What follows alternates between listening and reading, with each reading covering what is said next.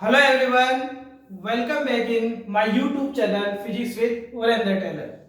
तो आज की क्लास में जो चैप्टर नंबर 6 अपने पास है, उस chapter number 6 electromagnetic induction class 12 का हम एनसीईआरटी का क्वेश्चन नंबर 10 करने वाले हैं।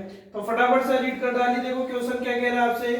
एक जेट प्लेन दिया हुआ है जो वेस्ट डायरेक्शन में मोशन कर रहा है। तो देखो डायरेक्शन बना देते हैं बच्चों। ये नॉर्थ, ये साउथ, ये वेस्ट और ये आपके पास ईस्ट हो गया। ठीक है, ये वेस्ट डायरेक्शन में 1800 किलोमीटर पर आवर की स्पीड से मोशन कर रहा है।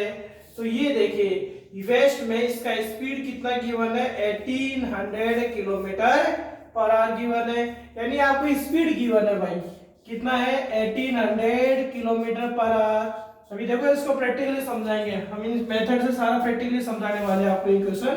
तो इसका स्पीड कितना हो गया, आपको मीटर पर सेकंड में कन्वर्ट करना होगा, तो आप 5/18 से मल्टीप्लाई कर देंगे। तो v इक्वल्स टू ये 100 आ गया, तो 500 मीटर पर सेकंड इसका क्या आ गया है, वेस्ट डायरेक्शन में स्पीड आ चुका है। आपसे ये कहा जा रहा है नेक्स्ट है, what is the voltage difference develop between the ends of wings.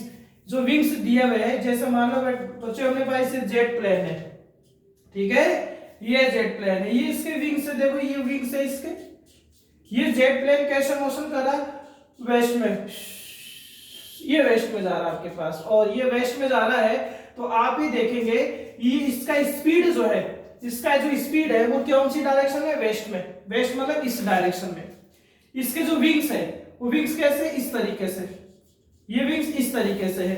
आप ये देखेंगे जो इसका स्पीड है, जो इसका स्पीड है और जो इसके विंग्स है, देखो ये देखो ये देखो ये विंग्स आपके पास में, ठीक है। ये एक में ये ऐसे कर लेते हैं भाई हम, ये देखो ये जो विंग्स आपके पास में है, ये विंग्स ओवर की हम बात करें तो ये विंग्स, ये देखो ये विंग्स है इसके, और ये प्लेन है, दोनों एक दूसरे के कैसे है, परपेंडिकुलर है। तो इस विंग्स का जो लेंथ आपको दिया हुआ है भाई, वो दिया हुआ है 25 मीटर गिवन है।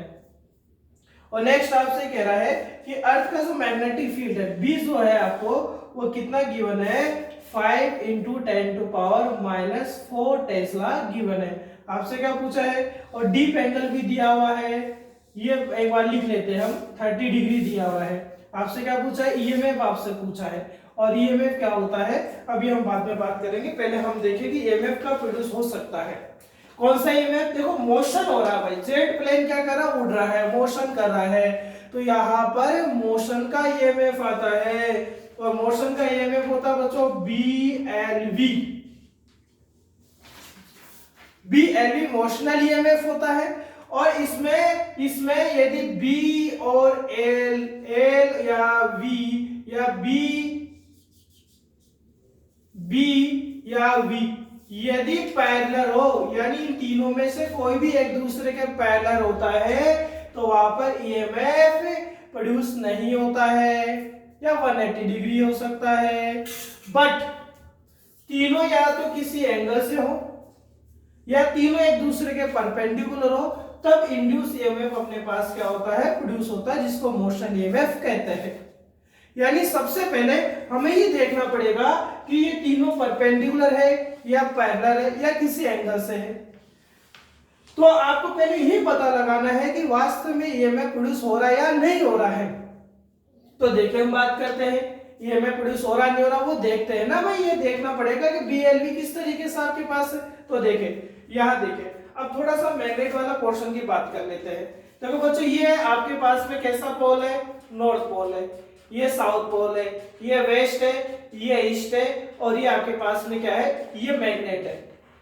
आप चैप्टर नंबर 5 में अर्थ मैग्नेटिज्म एक टॉपिक आपके पास आता है, उस टॉपिक में देखो ये अर्थ का मैग्नेट, ये मैग्नेट मान लेते हैं, ये मैग्नेट है, ये मैग्नेट है। तो इसमें देखो ये तो आप देखो वेस्ट में तो कौन जा रहा है, वेस्ट में तो कौन जा रहा है, मोशन करता हुआ जेट प्लेन जा रहा है। तो इसका जो मैग्नेटिक फील्ड होगा, इसका जो मैग्नेटिक फील्ड होगा, वो मैग्नेटिक फील्ड इस तरीके से होगा। और देखो बच्चों, ये जो एंगल होते हैं, ये जो एंगल होते हैं कौन से वाले, ये वाले एंगल, ये वाले एंगल, ये डीप एंगल होते हैं। और ये डीप एंगल आपको कितना गिवन है, 30 डिग्री गिवन है।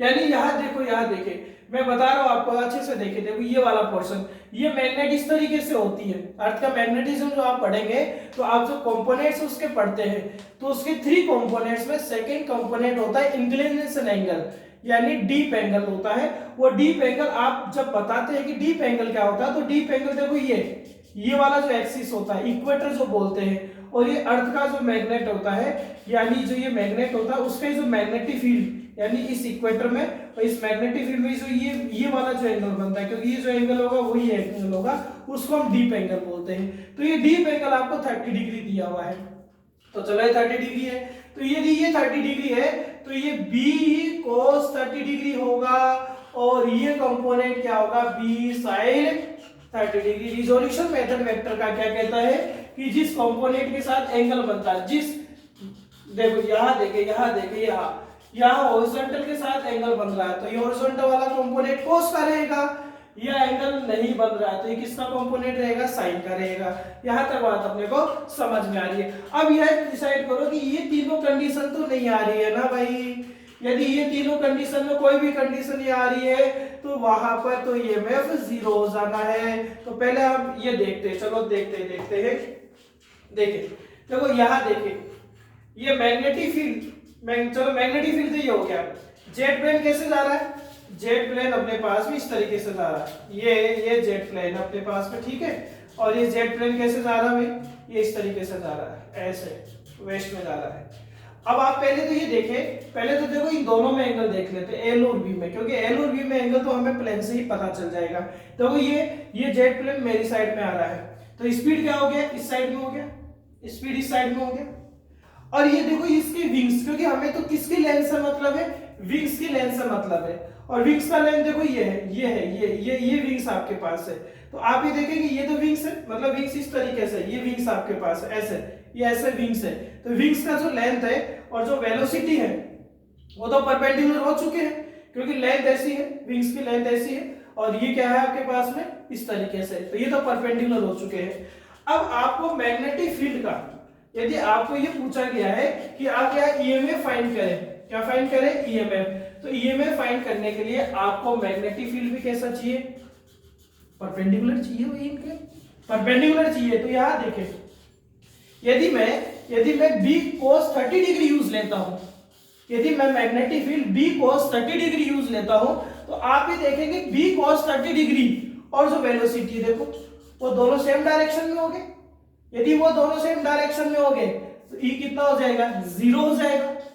लेकिन हमें तो E चाहिए भाई, E चाहिए, तो आपको मैग्नेटिक फील्ड का कौन सा कंपोनेंट यूज लेना पड़ेगा, तो देखे फटाफट देखे, ये कहा है भाई, ये देखे आप ऐसे देख लो, आप इन तीनों में देखे, आप अच्छे से देखे, देखो वेलोसिटी क्या कौन सी डायरेक्शन में, ऐसे मेरा हाथ देखो कैसे जा रहा है, ऐसे इस तरीके से, वेलोसिटी इस डायरेक्शन में, इसमें विंग्स किसमें, इसमें वेलोसिटी इसमें, ऐसे विंग्स की लेंथ किसमें, इसमें परपेंडिकुलर है। तो मैग्नेटिक फील्ड का कौन सा कंपोनेंट लेना पड़ेगा जो दोनों के ही क्या हो, परपेंडिकुलर हो, और दोनों के परपेंडिकुलर देखो ये वाला पोर्शन होगा, देखो ये वेलोसिटी, ये लेंथ और ये मैग्नेटिक फील्ड, तो तीनों एक दूसरे के परपेंडिकुलर होंगे नहीं होंगे।